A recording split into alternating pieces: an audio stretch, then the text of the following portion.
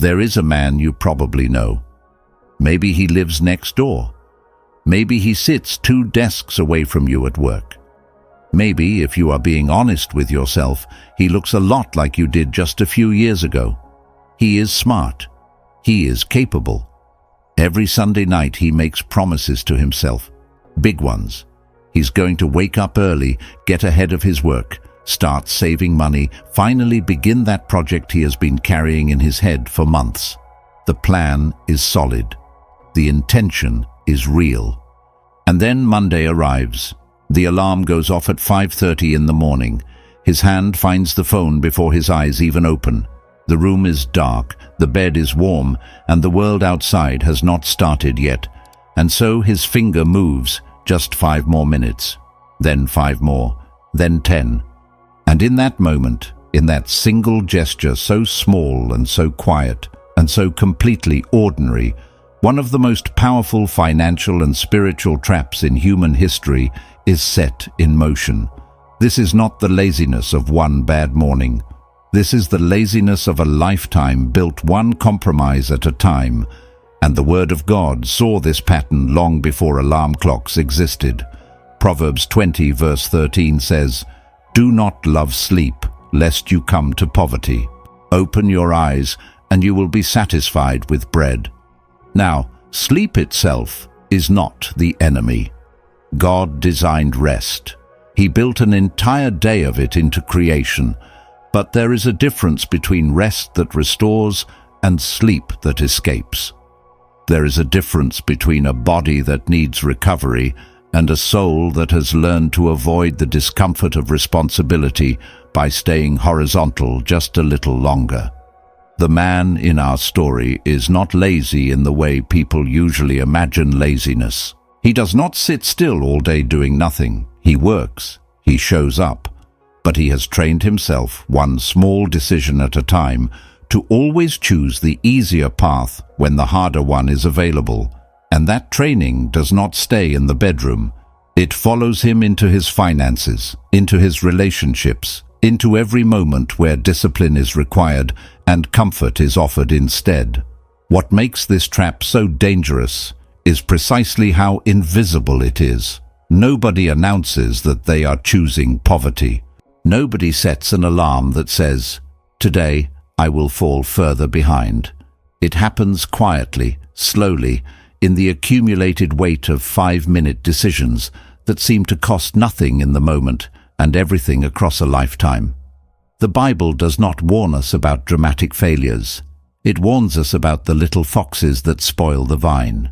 It warns us about the dripping that wears down the stone. It warns us that the path to ruin is often paved not with great sins, but with small surrenders we never even stop to name. You are not lazy. That is the first lie comfort tells you, and it tells it well. You are simply someone who appreciates rest, who values peace, who knows how hard you work and believes you deserve a little relief. And honestly, who could argue with that? The problem is not that you rest. The problem is what happens when rest stops being something you do to recover and becomes something you do to avoid. Think about the last time you had a choice between the hard thing and the easy thing. Not a dramatic choice, not a life-altering decision, just a small, ordinary moment where discipline was on one side and comfort was on the other. Which one won? And more importantly, how did you explain it to yourself afterward? Because comfort never shows up without a reason. It always brings paperwork. It always has justification ready. You deserve this. You have been working so hard. 1 more hour will not change anything. Tomorrow you will be more focused, more rested, more ready. But tomorrow never arrives more ready than today. It arrives with the same temptations, the same warm bed, the same voice, offering the same 5 more minutes. And what you are doing in those moments is not simply choosing rest over productivity. You are training your character. You are teaching your mind what wins when things get uncomfortable. And a mind that has learned to let pleasure win will apply that same lesson to your money, to your goals, to every area of your life where the right choice is also the harder one. Proverbs 21 verse 17 says, "He who loves pleasure will be a poor man. He who loves wine and oil will not be rich." Notice what the verse is actually saying. It does not condemn pleasure. It condemns loving pleasure, making it the organizing principle of your decisions, the first thing you reach for, the standard by which you measure every choice.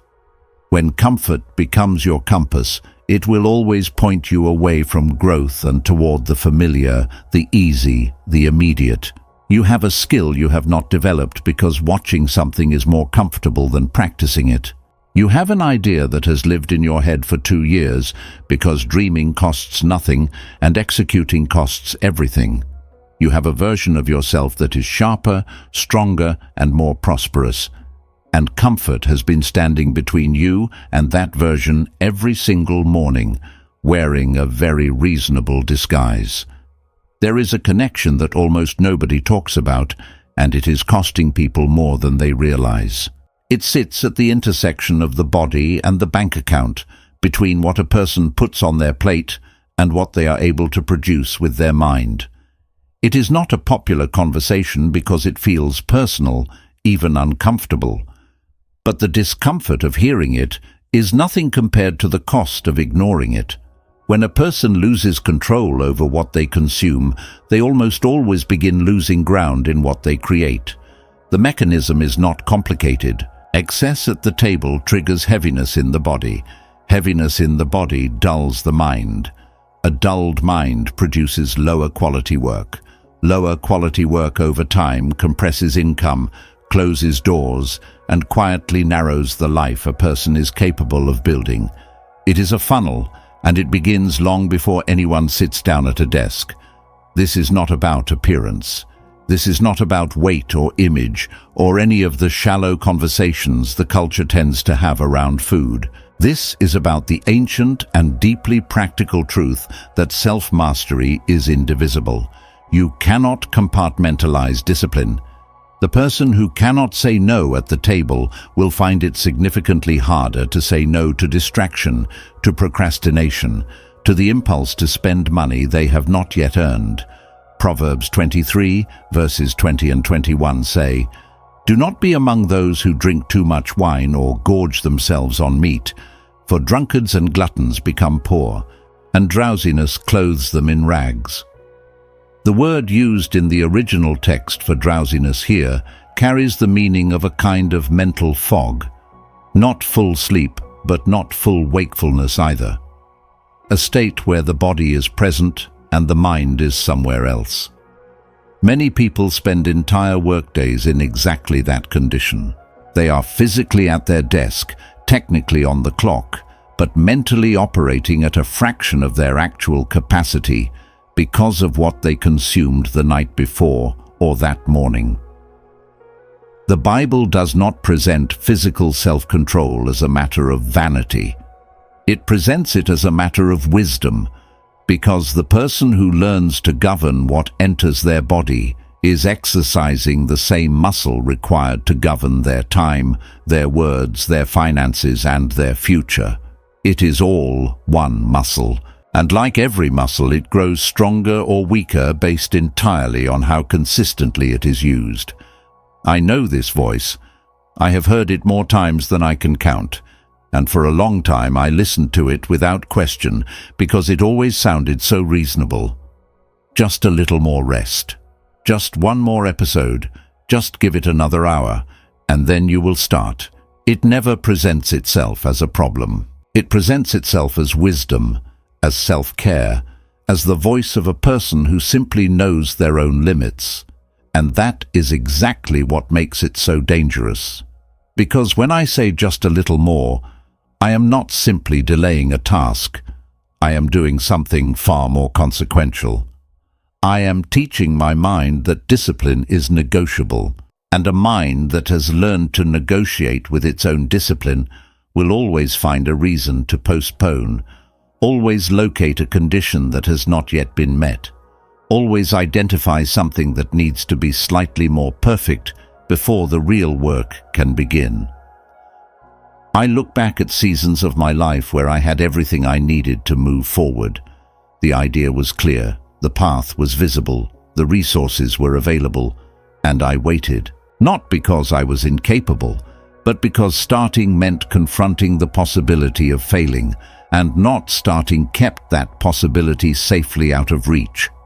The procrastination was never really about time, it was about fear wearing the costume of patience. Proverbs 22 verse 13 says, "The lazy person says there is a lion outside. I will be killed in the street." That verse used to make me laugh. Now it convicts me every time I read it, because the sluggard in that proverb is not stupid, he is creative. He has constructed an entirely believable threat to justify staying exactly where he is, and I have built my own lions. The timing was not right, the economy was uncertain, I needed more preparation, more knowledge, more confirmation. The lions were always just convincing enough to keep me inside. What I have learned, slowly and at significant cost, is that the right moment is almost never coming. The conditions will rarely be perfect. The fear does not disappear before you begin. It disappears because you begin. Every day I said tomorrow, I was transferring to the future something that belonged entirely to the present, and the future never returned it with interest. It only handed it back older, heavier, and harder to carry. Think about how much of your day is spent talking about what is wrong, not solving it, not addressing it, just narrating it.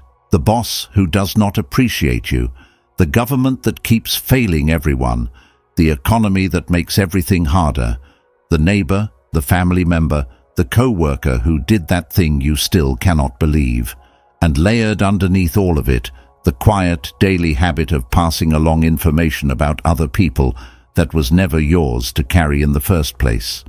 This costs more than you think. Not just in time, though the hours add up faster than most people are willing to calculate. It costs you something far more valuable and far harder to rebuild once it is gone. It costs you your reputation in the rooms you have not yet entered.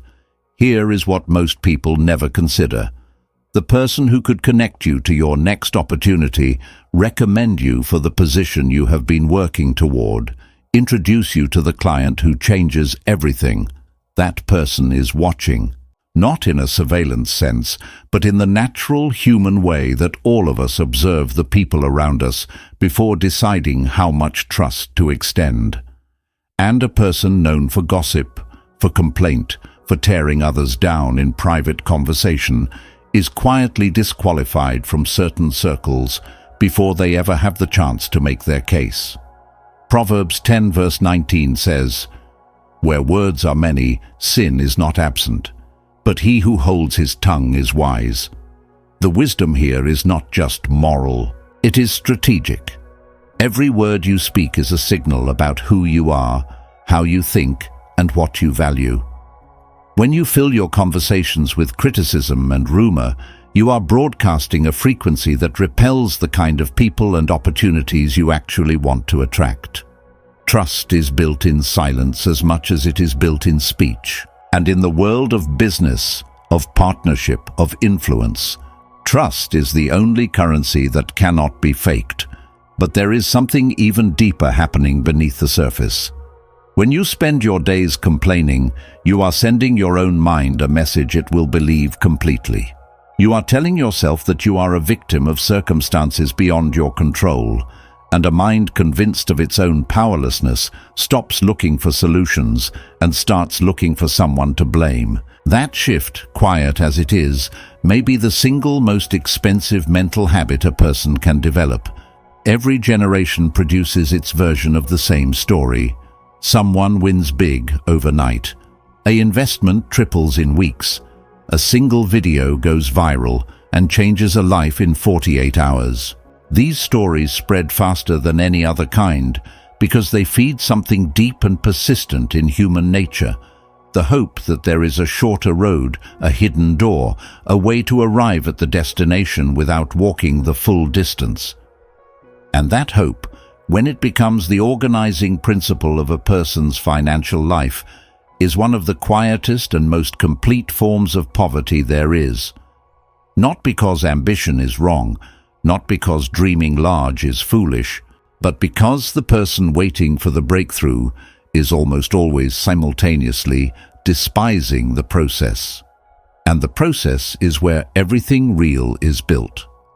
While someone is searching for the opportunity that will change everything at once, they are walking past the small opportunities that compound into something unrecognizable over time. The $10 saved each week that becomes an emergency fund that becomes an investment. The skill practiced for 30 minutes each morning that becomes expertise that becomes income. The relationship tended carefully over years that becomes the partnership that opens the door no amount of money could have purchased. None of these make headlines. None of them feel significant in the moment. But they are the actual architecture of every lasting thing ever built. Proverbs 12, verse 11 says, "He who works his land will have abundant food, but he who chases fantasies lacks judgment."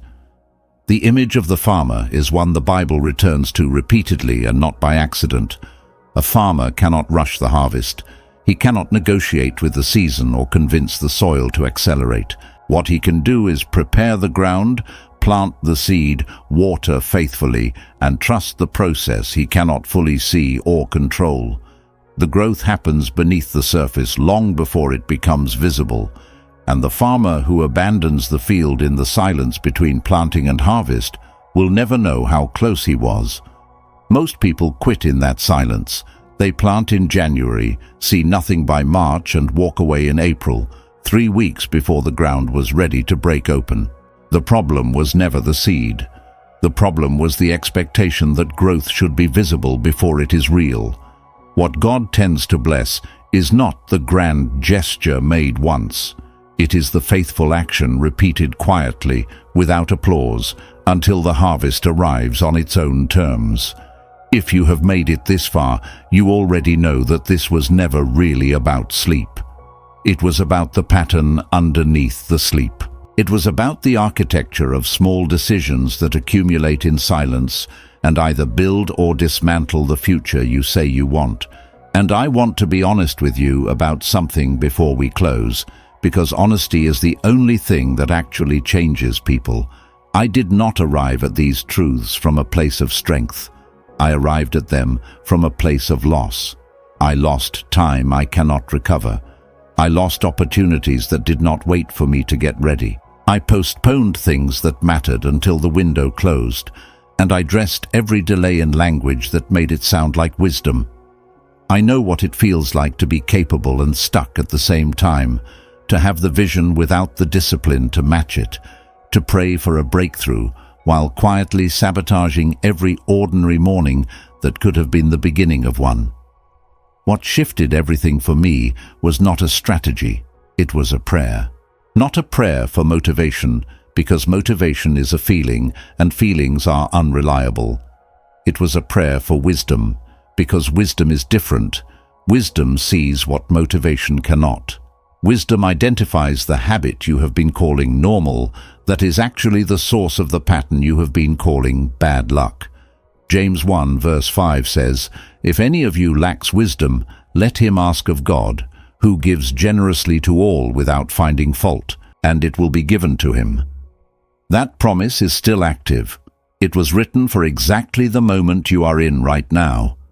So here is what I want you to do today, not next week. Not when the circumstances feel more favorable. Today, set the time you will wake up tomorrow and commit to rising the first time the alarm sounds without negotiation. Before you sleep tonight, write down 3 small actions you can take in the morning that carry real value. 1 thing to learn, 1 thing to plan, 1 thing to build. And then pray, specifically and sincerely, for wisdom to see which habits are quietly costing you the future God has already prepared for you. The distance between where you are and where you are meant to be is not as far as it feels, but it will not close on its own. It closes one faithful morning at a time, one disciplined choice at a time, one surrendered 5 minutes at a time.